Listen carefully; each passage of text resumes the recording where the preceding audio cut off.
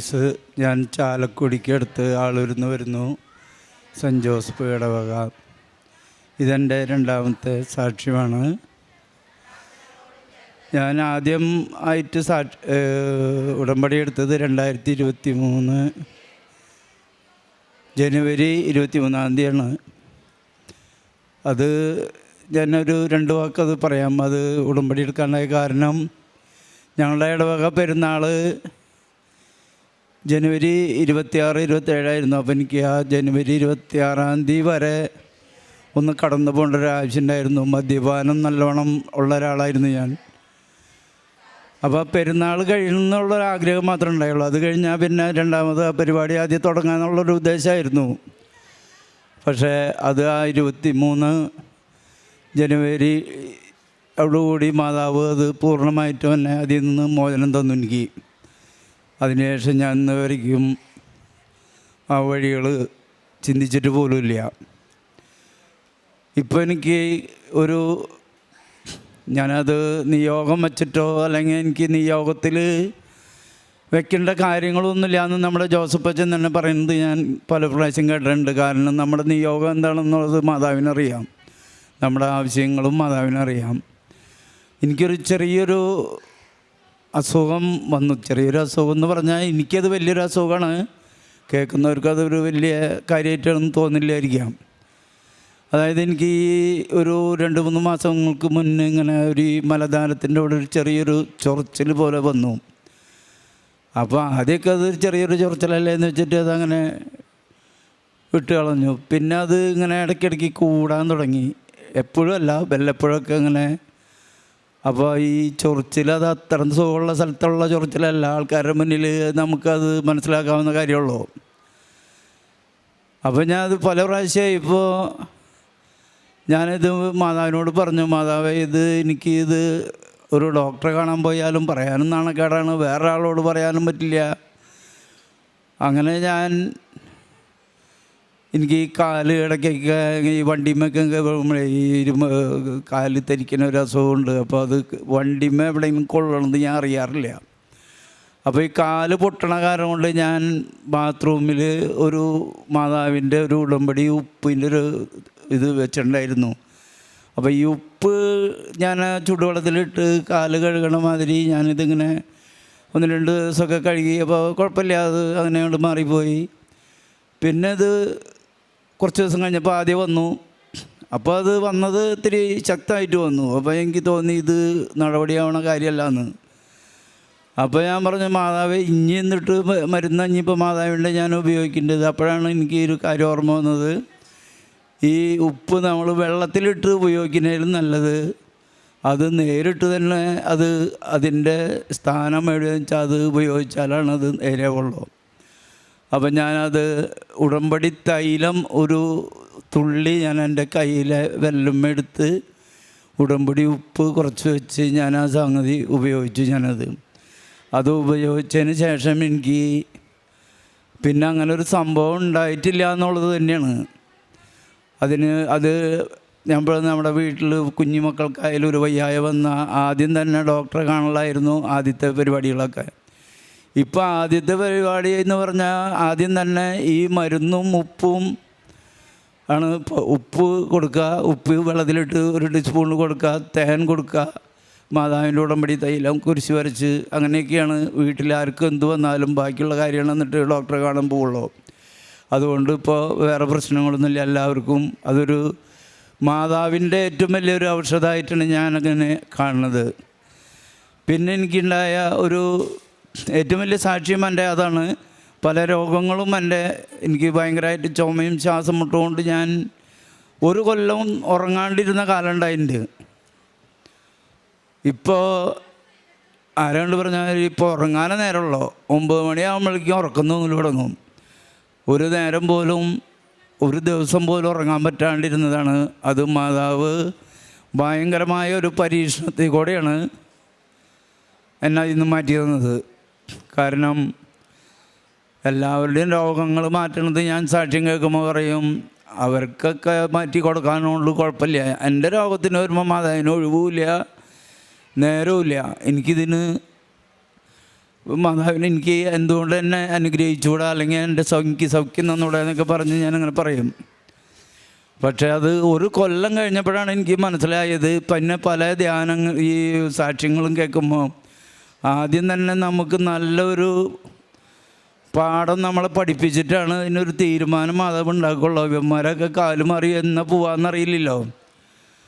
അപ്പോൾ അതിനുശേഷം എനിക്കിപ്പോൾ ഞാൻ മരുന്നൊക്കെ മേടിച്ച് കൊണ്ടുവന്നത് ഒരു 2 കൊല്ലം മുന്നേ മേടിച്ചത് വരെ വീട്ടിലേക്കുണ്ട്. അത് എൻ്റെ ജീവിത പങ്കാളി ഇടയ്ക്ക് പറയും, ആ മരുന്നൊക്കെ കഴിക്കുന്നില്ലേ, ചുമക്കിനുണ്ടല്ലോ ഇടയ്ക്ക്. അപ്പോൾ ഞാൻ പറഞ്ഞു, ഞാൻ കഴിക്കുന്ന മരുന്ന് അതിൻ്റെ ഫലം എന്തായാലും ഈ മേടിച്ചു കൊണ്ടെന്ന് വെച്ചാൽ മരുന്നിന് ഉണ്ടാവില്ല എന്ന് എനിക്കറിയാം. ഇപ്പോൾ അങ്ങനത്തെ ഒരു ബുദ്ധിമുട്ടുമില്ല. പിന്നത്തെ കാര്യം എന്ന് പറഞ്ഞാൽ ഞാൻ ഈ നേരത്തെ ഒരു സാക്ഷ്യം പറഞ്ഞ മാതിരി കൺസ്ട്രക്ഷൻ്റെ വർക്കാണ് എനിക്ക്.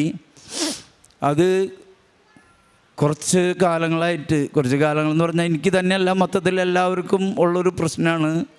ഇപ്പോൾ സാമ്പത്തികമായിട്ടും ആർക്കും പണിയില്ലാത്തൊരു കാലമാണ്. അപ്പം ഞാൻ ഏകദേശം ഇങ്ങനെ നമുക്ക് ഇന്ന് ഒരിക്കലും അങ്ങനെ ബുദ്ധിമുട്ടില്ല. നമ്മുടെ കൂടെ സ്ഥിരമായിട്ട് 10-20 കൊല്ലമൊക്കെ പഴക്കമുള്ള കുറച്ച് പണിക്കാരൊക്കെ ഉണ്ട്. അവരുടെ ജോലിയെങ്കിലും മാതാവെ വഴി മുട്ടിക്കരുത് അവർക്ക്. അവർ വേറെ നമ്മളെ വിട്ടുപോകാത്ത ആൾക്കാരാണ്. അപ്പോൾ അത് മാതാവ് ഇന്ന് വരെ, ഈ നേരം വരെ, ഇന്നത്തെ ദിവസം വരെ അത് നടന്നു പോകുന്നുണ്ട്. എനിക്കൊരു ബുദ്ധിമുട്ടുണ്ടായിട്ടില്ല. അപ്പോൾ ഒരു ചെറിയൊരു ബുദ്ധിമുട്ട് എനിക്ക് തോന്നി.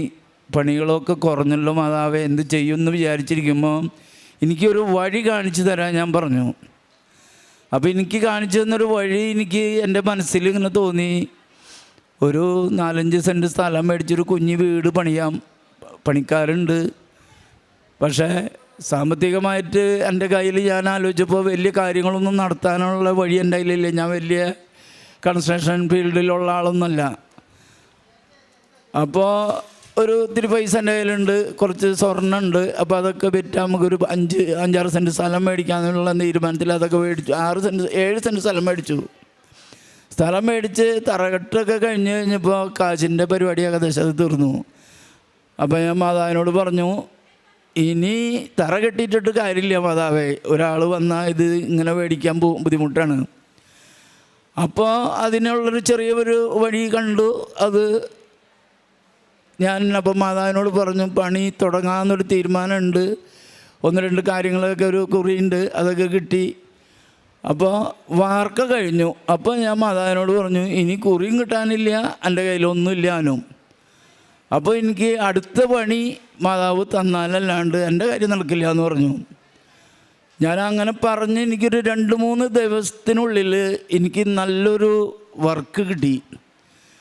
അതായത് അധികം പ്രശ്നങ്ങളൊന്നുമില്ലാത്ത നല്ലൊരു വർക്ക്.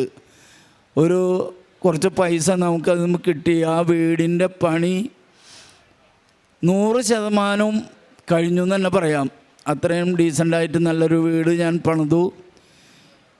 അത് വീടിൻ്റെ പണി കഴിഞ്ഞാലും മാതാവിൻ്റെ ഉത്തരവാദിത്തം കഴിയുന്നില്ല. മാതാവിനോട് ഞാൻ പറഞ്ഞു, മാതാവേ ഇനി ഇതെനിക്ക് വിറ്റ് തരണം. ഇതൊരു പണി ആയിട്ടാണ് എനിക്ക് കൊണ്ടു നടക്കാൻ പറ്റുള്ളൂ. എനിക്ക് താമസിക്കാൻ വീടുണ്ട്, എൻ്റെ മക്കൾക്ക് താമസിക്കാനും വീടുണ്ട്. അപ്പോൾ ഇത് നമ്മളുടെ കൂടെ പണിയുന്നവരുടെ ഒരു പണിക്കാർക്കുള്ള പണിയും കൂട്ടത്തിൽ നമുക്കൊരു ചെറിയൊരു വരുമാനം അത്രേ പ്രതീക്ഷിക്കുന്നുള്ളൂ. അപ്പോൾ ആ ഉത്തരവാദിത്വം ഞാൻ മാതാവിനെ ഏൽപ്പിച്ചിട്ടുണ്ട്. അത്രയും കാര്യങ്ങളാണ് എനിക്കിത്. പിന്നെ എനിക്ക് ഈ കഴിഞ്ഞ എൻ്റെ പുതുക്കൽ 8ാമത്തെ പുതുക്കലായിരുന്നു. ഇത് ഇന്ന് 9ാമത്തെ പുതുക്കലാണ്. ഈ പുതുക്കലിന് ഞാൻ പുതുക്കൽ കഴിഞ്ഞ് താഴെ വന്ന് ഇവിടെ ഈ ഉടമ്പടി മാതാവിൻ്റെ അവിടെ നമ്മളിപ്പോൾ ഫ്രണ്ടിൽ നിൽക്കണ രൂപത്തിൻ്റെ അവിടെ വന്നപ്പോൾ ഓരോരുത്തർക്കും ഇങ്ങനെ കുറച്ച് പേരെ വീതം നമ്പർ വിളിച്ച് വിടുന്നുണ്ട്. അപ്പോൾ ഓരോരുത്തർക്ക് മറ്റേ ടോക്കണൊക്കെ കൊടുക്കുന്നുണ്ട്. അപ്പോൾ ഞാൻ അവിടെ നിന്ന് എൻ്റെ മനസ്സിൽ പറഞ്ഞു, മാതാവിനെ ഒന്ന് കിട്ടിങ്ങി ഒന്ന് എടുക്കാമായിരുന്നു പക്ഷെ അപ്പോൾ തന്നെ ഞാൻ പറഞ്ഞു, അതൊക്കെ എനിക്ക് പറഞ്ഞിട്ടുള്ള കാര്യമല്ല. കാരണം എന്ന് വെച്ച് കഴിഞ്ഞാൽ അതൊക്കെ അതിനോട് യോഗ്യതയുള്ള ആൾക്കാർക്ക് കിട്ടുള്ളൂ. അല്ലാണ്ട് നമ്മൾക്ക് കിട്ടണമെന്ന് പറഞ്ഞ് നമ്മൾ വാശി പിടിച്ചിട്ട് നിന്നിട്ട് ഒരു കാര്യമില്ല. അത് അങ്ങനെ പറഞ്ഞ് ഇത്തിരി നേരം കഴിഞ്ഞ് അടുത്ത സെക്ഷൻ വിളിച്ചു. അപ്പം ഞാനവിടെ ആ മാതാവിൻ്റെ മുഖത്ത് നോക്കി ഇങ്ങനെ നിൽക്കണ്ടായിരുന്നു. അപ്പോൾ അവിടെ നിന്ന് ഒരു ചേട്ടൻ ഇത് ടോക്കൺ കൊടുക്കുന്ന ആൾ വന്നിട്ട് എല്ലാവരും 4 ടോക്കൺ 5 ടോക്കണാണുള്ളത്. അതിലൊരെണ്ണം ലാസ്റ്റ് വന്നത് കൊണ്ടുവന്ന് എനിക്ക് തന്നു. എനിക്ക് എൻ്റെ അടുത്തേക്ക് കൊണ്ടുവന്ന് തന്നു. അപ്പം ഞാനത് എടുത്തു. അപ്പം ഞാൻ വിചാരിച്ചു വല്ല കൊടയോ മുത്തുകൊടയോ അല്ലെങ്കിൽ മെഴുതിരിക്കാലോ എന്തെങ്കിലുമൊക്കെ ആയിരിക്കും. അപ്പോൾ അതിൻ്റെ ആൾക്കാരൊക്കെ ചെന്ന് പിന്നെയാണ് ഞാൻ ഇത് നോക്കിയപ്പോൾ ഇത് എനിക്ക് ഈ മാതാവിനെ കിട്ടിയത്. അപ്പോൾ എനിക്ക് മനസ്സിലായി യോഗ്യതയ്ക്ക് എല്ലാവരിലും കൂടുതൽ യോഗ്യത മാതാവിനെടുക്കാൻ എനിക്കുണ്ടെന്നുള്ളത്. അപ്പോഴാണ് എനിക്ക് മനസ്സിലായത് ഇത് നമ്മൾ വിചാരിക്കുന്ന മാതിരി നല്ല അതിൻ്റെ കാര്യങ്ങൾ പോണെന്നുള്ള കാര്യം ഉറപ്പായി. എനിക്ക് മാതാവിനെ കിട്ടി, മാതാവിനെടുക്കാനുള്ള യോഗം കിട്ടി. അപ്പോൾ തന്നെ എൻ്റെ മോള് കുഞ്ഞ് ക്ലാസ്സിലാണ് പഠിക്കണമെങ്കിലും അവൾക്ക് മലയാളം അറിയില്ല. കാരണം വെച്ച് കഴിഞ്ഞാൽ ഞങ്ങൾക്ക് വലിയ കഴിവുള്ള ആൾക്കാരല്ലെങ്കിലും ഇംഗ്ലീഷ് മീഡിയത്തിൽ ചേർത്താലും പറഞ്ഞു കൊടുക്കാനായിട്ടൊന്നും എനിക്കറിയില്ല. ഞാൻ വെറും 5ാം ക്ലാസ് വരെ പഠിച്ചിരുന്ന ആളാണ്.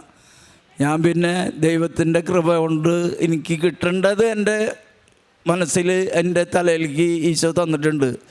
അതിൻ്റെ പേരിലാണ് ഞാൻ ഈ ജോലിയായിട്ട് നടക്കുന്നത്. അപ്പോൾ ഈ മുത്തുകൂടെ പിടിക്കുന്ന ആൾക്കും ഈ കാര്യങ്ങൾ കിട്ടും. ഈ മാതാവിനെ പിടിക്കാനും ഇതിൻ്റെ കാര്യങ്ങളും ഈ ജോലി സംബന്ധമായ കാര്യങ്ങൾക്കും എല്ലാത്തിനും എന്നെ സഹായിച്ച എൻ്റെ അമ്മയ്ക്കും ഈശോയ്ക്കും പ്രത്യേകമായി VP ജോസഫ് അച്ഛന് എന്ത് കാര്യവും ബൈബിളിൽ ഒരു വാക്ക് എഴുതിയിട്ടുണ്ടെങ്കിൽ അതെന്താണെന്ന് പറഞ്ഞു തരുന്ന ആൾ അച്ഛനാണ്.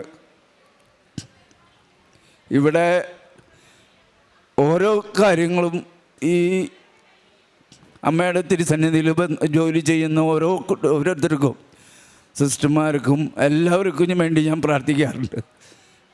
എല്ലാത്തിനും അമ്മയ്ക്കും ഈശോയ്ക്കും കോടാലോ കോടി നന്ദി പറയുന്ന അമ്മയെ. ഭക്ഷണം വീട്ടിൽ വെച്ചാണ് കൊണ്ടു കൊടുക്കാറ്. അത് എൻ്റെ മരുമോളും എൻ്റെ ഭാര്യയും ഞാനൊക്കെ പാടപടിയാണ്. പക്ഷെ ഇപ്പോൾ 3 കുഞ്ഞു മക്കളുണ്ട്.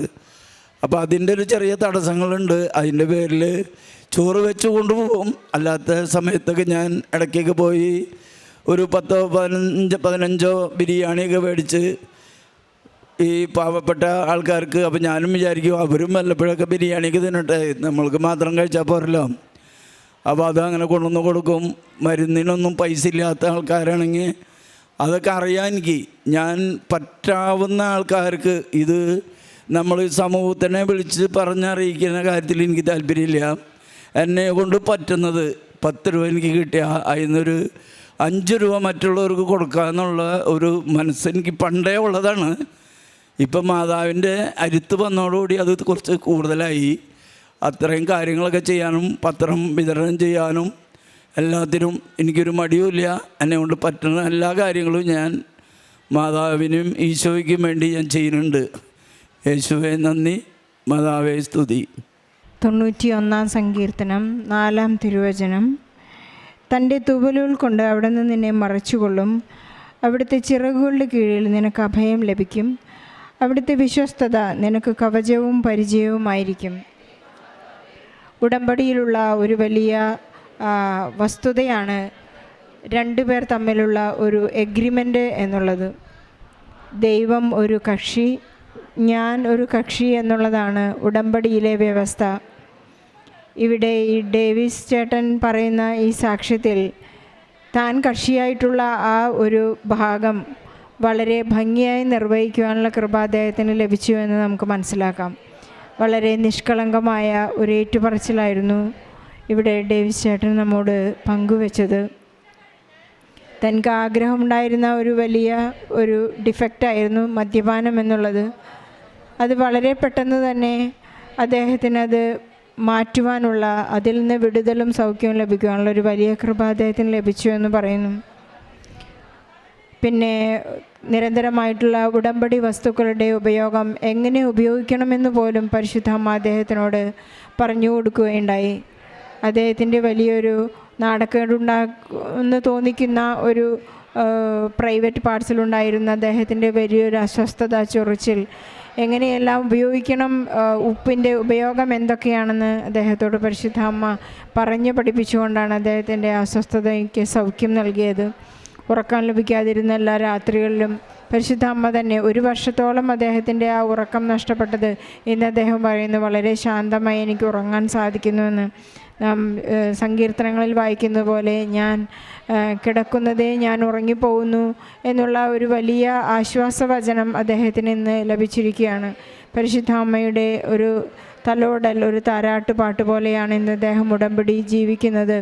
വളരെ വിങ്ങിപ്പൊട്ടുന്ന ഹൃദയത്തോടുകൂടി നമ്മളോട് ഏറ്റുപറയുന്ന ഈ വലിയ സാക്ഷ്യം ഈശോയ്ക്കും പരിശുദ്ധ അമ്മയ്ക്കും വളരെയധികം സന്തോഷവും ഒരു വലിയ ഇഷ്ടം വരുന്ന ഒരു സാക്ഷ്യം എന്ന് നമുക്ക് ഏറ്റുപറയാനായിട്ട് സാധിക്കും.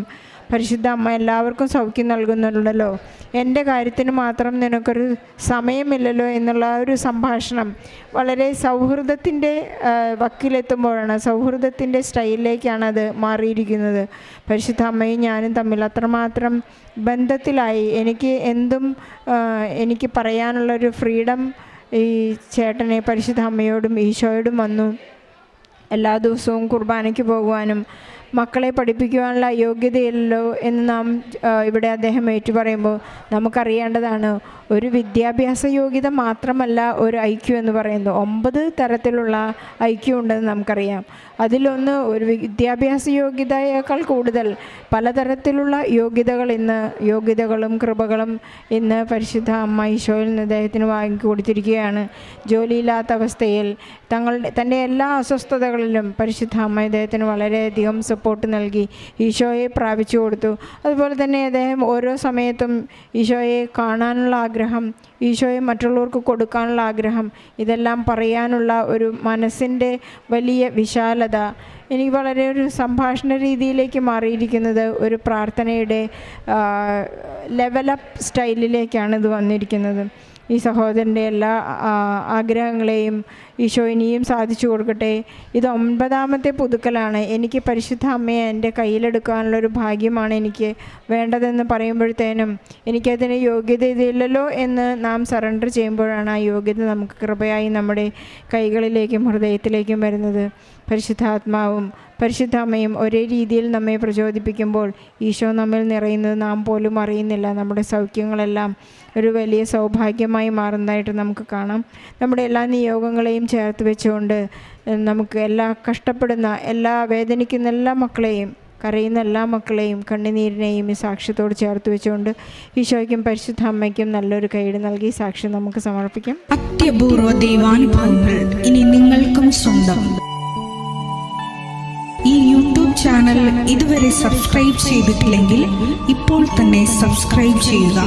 ഈ വീഡിയോ ഇപ്പോൾ തന്നെ നിങ്ങളുടെ സുഹൃത്തുക്കൾക്ക് ഷെയർ ചെയ്തുകൊണ്ട് കർത്താവിൻ്റെ പ്രേക്ഷിതരാകുക.